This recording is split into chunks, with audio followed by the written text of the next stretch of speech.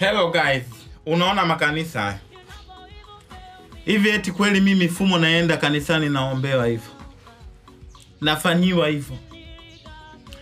Unajua ndugu zangu, tuende mbele turudi nyuma. Makanisa sasa hivi kwa kweli mnazingua. Mimi sitaki, yani naomba tuwafumue tu, yani wanazingua kwa kiasi kubwa mno, na imekuwa ni enough is enough. Umenielewa ndugu zangu?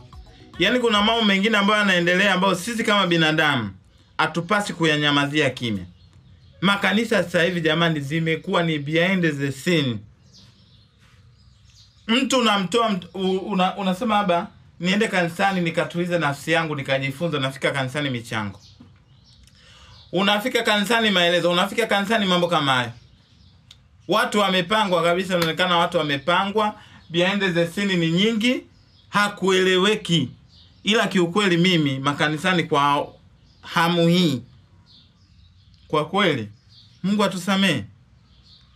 Yani watu ambao inatakiwa mkae muelimishe watu.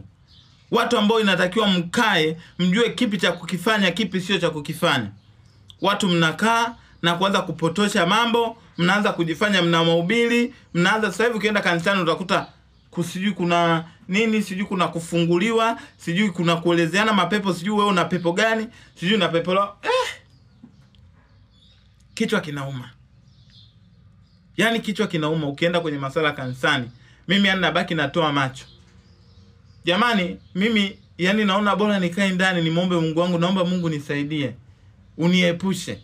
Kwa sababu tukienda makanisani ndio yani ukisikia masuala sijui ya nini yanayoendelea, sijui mambo wachungaji kutuvalia visketi kanisani, kutuvalia miguu michuchumio kanisani, huyo mwingine anaombana anafanyana hivi kanisani. Jamani, kwa haya mambo yanayoendelea makanisani unaweza kusema bora mtu ambaye haendi kanisani. Kwa sababu kuna wale watu ambao wanaijua Biblia na kusema Mungu hataki nini, anataka nini, na bado wanafanya. Yani mimi sijajua hao watapata adhabu gani huko mbinguni.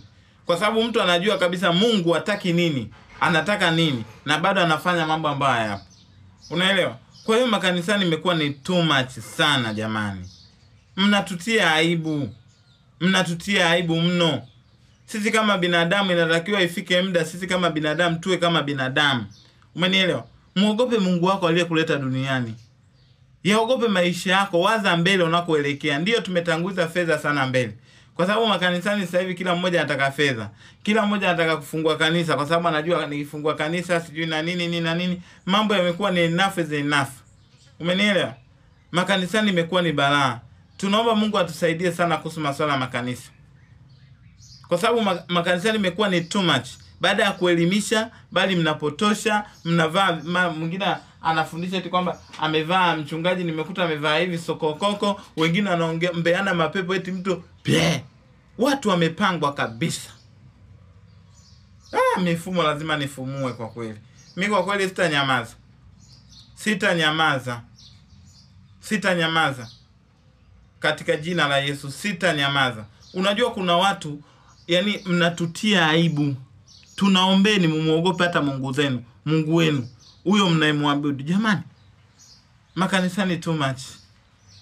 Mnatuzalilisha sana.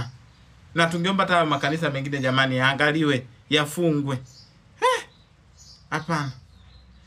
Ndugu zangu nawapenda sana, Mungu atusaidie. Asanteni sana. Tutakutana kesho. Thank you so much.